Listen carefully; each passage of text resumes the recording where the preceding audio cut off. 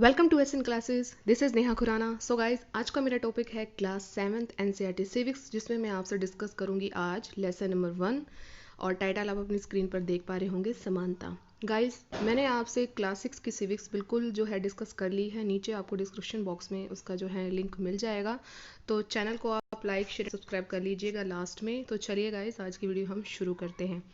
Guys, इस पूरी जो वीडियो में आपको समानता के ऊपर ही देखने को मिलेगा कि कैसे कैसे समानता हमें देखने को मिलती है हमारे भारत में। और गाइस, जो है जो इस लेसन की शुरुआत है वो घटनाओं पर आधारित है, लेकिन मैंने इस पे जो है मेन पॉइंट्स ही आपको बताना ज़रूरी समझा है। तो गाइस, बस आप ये मेन पॉइंट कर लेंगे तभी आपका जो है कॉन्सेप्ट बिल्कुल क्लियर हो जाएगा। तो सबसे पहले इसमें जो कॉन्सेप्ट था वो लोकतंत्रीय देश का था कि भारत एक लोकतंत्रीय देश है। लोकतंत्रीय सरकार के मुख्य तत्व कौन कौन से हैं, लोगों की उसमें भागीदारी चाहिए। भागीदारी हम किस तरह कह सकते हैं, जैसे कोई चुनाव हो रहा है तो उसमें अपनी भागीदारी दिखा सकते हैं, तो लोगों की भागीदारी यहाँ दिखाई गई है। संघर्षों का शांतिपूर्ण समाधान यहाँ पर हो सकता है। जैसे मान लीजिए कोई संघर्ष चल रहा है, कोई दंगा फसाद चल रहा है, उसका जो शांतिपूर्ण समाधान किस तरह हो सकता है, तो ये लोकतंत्रीय सरकार द्वारा ही किया जा सकता है। समानता हो गई कि बिना भेदभाव के हम रह सके, और अगर बिना भेदभाव के रह गए तो न्याय भी हमारा बहुत बढ़िया हमें मिलेगा। तो लोकतंत्रीय देश में ये सब कुछ होता है। ये इसके जो चार हैं, आपको जो कह सकते हैं ये मुख्य तत्व है। चलिए आगे बढ़ते हैं। अब बात करेंगे गाइस हम मताधिकार की समानता, इक्वल राइट्स टू वोट। तो मैंने आपको जैसे बताया कि ये घटनाओं पर आधारित था, तो कांता की यहाँ पर बात की गई थी कि जैसे वो एक काम वाली बाई है, तो काम वाली बाई भी वैसे ही जो है वोट देती है जैसे कोई अमीर व्यक्ति देता है। तो मताधिकार की समानता हर व्यक्ति को जो है बराबर है। तो कैसे है? भारत जैसे लोकतंत्रीय देश में सभी वयस्कों को मत देने का अधिकार है, चाहे उनका कोई भी धर्म हो, शिक्षा का कोई भी स्तर हो, जाति हो, गरीब है, अमीर है। इसे सार्वभौमिक वयस्क मताधिकार कहा जाता है। बहुत ज़्यादा इंपॉर्टेंट है। यह समानता के विचार पर आधारित है। कैसे आधारित है? कि इसमें सभी को है बराबर हक मिलता है, तो तभी ये समानता के विचार पर अधिकार जो आधारित है, मताधिकार की समानता, तो इम्पोर्टेंट है। चलिए आगे बढ़ते हैं। असमानताएं अब कैसे कैसे होती हैं, हमने समानताओं के बारे में पढ़ा। अब असमानताएं, इन इक्वलिटीज़ कैसी होती है, तो सबसे पहले है जातिगत व्यवस्था, कास्ट सिस्टम। बहुत ज़्यादा हमारे देश में ये फैला हुआ है। भारत में सामान्यतः प्रचलित असमानता में से ये एक है, क्या? जातिगत व्यवस्था, कास्ट सिस्टम। इसका प्रसार ग्रामीण क्षेत्र के साथ साथ शहरी क्षेत्रों में भी होता है, जैसे कि वैवाहिक विज्ञापन। एनसीईआरटी में बताया गया था, जैसे मान लीजिए हम कोई लड़की ढूंढ रहे हैं या लड़का ढूंढ रहे हैं, तो हम उसमें साथ में उसकी जाति भी लिखते हैं। जैसे मान लीजिए पंजाबी लिख दी, ब्राह्मण लिख दिया, इतना कद ऊंचा है, गोरे रंग का है, या लड़की के बारे में बता दिया, तो उसके साथ में उसकी कास्ट जरूर लिखी होती है। तो ये दिखाया जा रहा है वैवाहिक विज्ञापन के द्वारा। कैसे? जातिगत व्यवस्था। ओके, होप है आप समझ गए होंगे। अब बात हो रही है दलित की। दलित एक ऐसा शब्द है जो निचली कही जाने वाली जाति के लिए लोग जो होते हैं ना, जो वहाँ के लोग हैं, वो स्वयं को संबोधित करते हैं। क्या? दलित।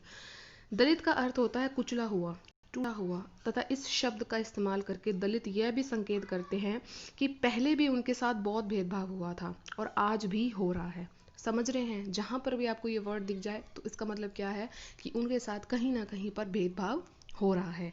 ठीक है। और यहाँ पर जो ओम प्रकाश वाल्मीकि हैं, ये एक प्रसिद्ध दलित लेखक है। इन्होंने क्या किया कि इनकी आत्मकथा है जूठन। ये लेखक बहुत ज़्यादा प्रसिद्ध हैं और ये नाम आप याद रखिएगा, एनसीईआरटी में बहुत अच्छे से इनका नाम लिया गया है। और जो इनका मुख्य पृष्ठ है गाइस, वो मैं आपको दिखा रही हूँ बुक का, देखिए। राधा कृष्ण पेपर बैग्स, जूठन, ओम प्रकाश वाल्मीकि। इसमें क्या कर रहे हैं कि ओम प्रकाश वाल्मीकि की किताब जूठन का ये मुख्य पृष्ठ है, जिसमें उन्होंने एक दलित बालक के रूप में बड़े होने के अनुभव को यहाँ पर प्रस्तुत किया है कि कैसे एक जो बच्चा है वो बड़ा हो रहा है और वो दलित है, कैसे उसकी कहानी है। तो इस पूरी किताब में आपको देखने को मिलेगा। ओके, चलिए। जब लोगों के साथ असमानता का व्यवहार होता है तो उनके सम्मान को भी ठेस पहुंचती है। प्रत्येक व्यक्ति उसी सम्मान और गरिमा का हकदार है जो अन्य किसी व्यक्ति को मिलती है। बिल्कुल। एक यहाँ पर एनसीईआरटी में एक एग्जाम्पल लिया गया था, दीवार फिल्म का था, और उसमें जैसे कि वो जूता पॉलिश कर रहे थे, तो पैसे उन्होंने नीचे फेंक दिए थे। तो उनको लगा कि ये हमारा जो है हमारी गरिमा को ठेस पहुंच रही है, बच्चे थे, तो उनको उन्होंने उठा के दिए थे। ठीक है, तो ये भी है कि वो जो है उनके सम्मान को भी ठेस पहुंचती है। चलिए आगे बढ़ते हैं। भारतीय लोकतंत्र में समानता। भारतीय लोकतंत्र में हमें समानता कैसे देखने को मिल सकती है? भारतीय संविधान सभी व्यक्तियों को समान मानता है, इसके बाद भी असमानता खत्म नहीं हुई है। लोकतंत्र में है, हमारे संविधान में भी है, लेकिन असमानता आज भी हमारे देश में बरकरार है। समानता को स्थापित करने के लिए संविधान ने जो प्रावधान हैं उनमें से कुछ निम्नलिखित हैं। कुछ ऐसे प्रावधान बनाए हैं जिनको हर व्यक्ति को फॉलो करना चाहिए, तो यहाँ पर एनसीईआरटी में कुछ बताए गए हैं। फर्स्ट है, कानून की दृष्टि में जो गाइस है हर व्यक्ति समान है। किसी भी व्यक्ति के साथ उसके धर्म, जाति, वंश, जन्म स्थान और लिंग के आधार पर हम भेदभाव नहीं कर सकते। हर व्यक्ति का सार्वजनिक स्थानों पर जा सकता है, उसका उपयोग भी कर सकता है। गांव में वो कुआं, तालाब, बाजार जाना हो तो ये सब वो यूज कर सकता है, कोई निषेध कार्य नहीं है। अस्पृश्यता का उन्मूलन कर दिया गया है। आज भी गाँव में कई लोग ऐसे हैं जिनको हम छू नहीं सकते हैं, उनके साथ बैठ नहीं सकते हैं, तो ये उसका भी निषेध करता है। शासन ने संविधान द्वारा मान्य किए गए समानता के अधिकार को दो तरह से लागू किया है। अब जो शासन है, जो संविधान ने बनाए हैं, जो अपनी विशेषताएं बताई हैं, उनको दो तरह से लागू किया है। फर्स्ट किया है कानून के द्वारा, दूसरा किया है सरकार की योजनाओं और कार्यक्रम द्वारा सुविधाहीन समाज की मदद करके। तो गाइज जो ये आप दोनों याद रख लीजिए कि किस तरह यहाँ से दो लागू किए जाते हैं। इसमें एग्जाम्पल दिया गया है जो मिड डे मील है, यहाँ पर जो एनसीईआरटी में मिड डे मील का बहुत अच्छे से इन्होंने एग्जाम्पल लिया है, तो वो मैं आपको अब बताऊंगी। इस दिशा में सरकार द्वारा उठाया गया जो कदम है वो है मध्याह्न भोजन की व्यवस्था। इसमें क्या है, इस कार्यक्रम के अंतर्गत सरकारी प्राथमिक स्कूलों में बच्चों को दोपहर का भोजन मिलता है। किसके द्वारा दिया जाता है? स्कूल द्वारा दिया जाता है। और यह योजना कहाँ पर सर्वप्रथम हुई? तमिलनाडु राज्य में आरंभ हुई थी। तो गाइज ये आपको याद रखना है कि पहले कहाँ पर ये जो है जो ये योजना है आरंभ हुई थी। 2001 में उच्चतम न्यायालय ने सभी राज्य सरकारों को इसे अपने स्कूल में 6 माह के अंदर आरंभ करने के निर्देश दे दिए थे। 2001 में, ये भी आपको याद रखना है। वैसे तो हर पॉइंट ही इंपॉर्टेंट है, सब चीज़ें आपको याद ही रखनी है। इस कार्यक्रम के अंदर काफ़ी सकारात्मक प्रभाव हुए। दोपहर का भोजन मिलने के बाद से गरीब बच्चों ने अधिक संख्या में स्कूलों में प्रवेश लिया और नियमित रूप से स्कूल जाना क्या कर दिया? शुरू कर दिया। वे माताएं जिन्हें पहले काम छोड़कर दोपहर को बच्चों को खाने खिलाने घर आना पड़ता था, अब उन्हें भी ऐसा नहीं करना पड़ता। वो अब निश्चिंत होकर अपने काम पर रहती हैं।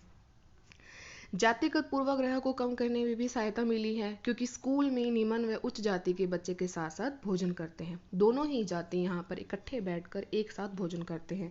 कुछ स्थानों पर तो भोजन पकाने के लिए भी दलित महिलाओं को भी काम पर रखा गया है। ठीक है, तो ऐसा कुछ नहीं है कि जातिगत भेदभाव आपको यहाँ पर देखने को मिलेंगे। इस कार्यक्रम में निर्धन विद्यार्थियों की भूख मिटाने में भी हमें सहायता की है, जो प्राय खाली पेट जो स्कूल आते थे उस कारण पढ़ाई पर भी वो ध्यान केंद्रित नहीं कर पाते थे। बिल्कुल है कि खाली पेट बच्चा कैसे अपनी पढ़ाई पर ध्यान लगा पाएगा। प्रजातंत्रीय समाज में समानता स्थापित करना एक सतत संघर्ष है, लगातार एक संघर्ष है कि समानता स्थापित करनी है, जिसमें व्यक्तियों और विभिन्न समाजों का सहयोग देना है। ठीक है, तो बहुत ज़्यादा इम्पोर्टेंट था ये। ठीक है, और आप अपनी स्क्रीन पर ये देख पा रहे होंगे कि कैसे बच्चों को बिठा के ये खाना दिया जाता है। उत्तराखंड की यहाँ पर बात हो रही है कि उत्तराखंड की एक शासकीय शाला में बच्चों को उनका मध्याह्न भोजन यहाँ पर परोसा जा रहा है। एनसीईआरटी में ये बताया गया है। नेक्स्ट जो हमारा टॉपिक है वो है अन्य लोकतंत्रों में समानता के मुद्दे। कैसे? जैसे हम भारत की यहाँ पर बात कर रहे हैं, तो यहाँ पर एनसीईआरटी में अमेरिका की यहाँ पर बात की गई है। जो अफ्रीकी अमेरिकन लोग हैं उनकी यहाँ पर बात की गई कि वहाँ पर समानता के कैसे कैसे मुद्दे हैं पड़े। चलिए बढ़ते हैं। संसार के अधिकांश लोकतंत्री देशों में समानता के मुद्दों पर विशेष रूप से संघर्ष हो रहा है। अमेरिका के एग्जाम्पल यहाँ लिया गया है। अमेरिका के अफ्रीकी अमेरिकन लोग स्वयं को आज भी असमान बताते हैं। आज भी 1950 के अंतिम दशक में अफ्रीकी अमेरिकनों को समान अधिकार दिलाने के लिए आंदोलन हुआ था, जो नागरिक अधिकार आंदोलन या सिविल राइट्स मूवमेंट कहलाया था। इम्पॉर्टेंट है, प्लीज़ आप इसको याद कर लीजिएगा। इससे पहले संयुक्त राज्य अमेरिका में इनके साथ असमानता का व्यवहार होता था। कानून भी इनको समान नहीं मानता था। 1964 के नागरिक अधिकार अधिनियम ने नस्ल, धर्म और राष्ट्रीय मूल के आधार पर भेदभाव को निषेध कर दिया था 1964 में। इसके बावजूद आज भी अधिकांश जो अफ्रीकी अमेरिकन है गरीब है। इंपॉर्टेंट है, इंपॉर्टेंट लाइन्स हैं अफ्रीकी अमेरिकन के बारे में, आप सब याद कर लीजिएगा। इसमें कुछ भी ऐसा नहीं है कि जो आपको याद ना रह सके। एक बहुत ही इंपॉर्टेंट हम पहले ही पढ़ चुके हैं, तो ये भारतीय संविधान अनुच्छेद 15 के अनुसार है, क्या है कि किसी भी नागरिक के साथ उसके धर्म, मूल वंश, जाति, लिंग, जन्म स्थान के आधार पर हम उसके साथ विभेद नहीं कर सकते हैं। तो ये किस अनुच्छेद के अनुसार है? 15 के अनुसार। लोकतंत्र को क्या क्या चुनौती दी जा सकती है? ठीक है कि इतना वो कार्य करता तो उनको भी कोई ना कोई चुनौती मिलती होगी। किसी भी देश को, कोई भी देश होगा ऐसा, हम उसको पूरी तरह से लोकतंत्र नहीं कह सकते। हमेशा से ही ऐसे समुदाय और व्यक्ति होते हैं जो लोकतंत्र को नए अर्थ देते हैं, बार बार आते हैं, ऐसे करेंगे वैसे करेंगे, लेकिन नहीं हो सकता भाई। हम एक देश को हम कह नहीं सकते कि लोकतंत्र है। समानता का तो कब से प्रावधान दिया गया हमारे संसद में, हमारे संविधान में, लेकिन आज भी असमानता है। तो अधिक से अधिक समानता लाने के लिए नए नए यहाँ पर सवाल उठते हैं। ओके गाइस, ये था मेरा आज का वीडियो। कैसा लगा मुझे कमेंट करके ज़रूर बताइएगा। जानती हूँ बहुत टाइम बाद में आई हूँ, तो आगे जो है ये कंटिन्यू रहेगा और हैंड रिटन नोट्स मैं आपको प्रोवाइड करूँगी। वीडियो ज़रा सा भी आपको अच्छा लगे तो प्लीज़ आप ज़्यादा से ज़्यादा शेयर कीजिए उन सीटेट ग्रुप्स में जो सीटेट की प्रिपरेशन कर रहे हैं, या क्लास 7 की जो छोटे बच्चे हैं उनके लिए भी ये काफ़ी इंपॉर्टेंट रहेगा। तो मिलेंगे हम अपनी नेक्स्ट वीडियो में। Till then thank you so much for watching guys. Bye bye guys and take care.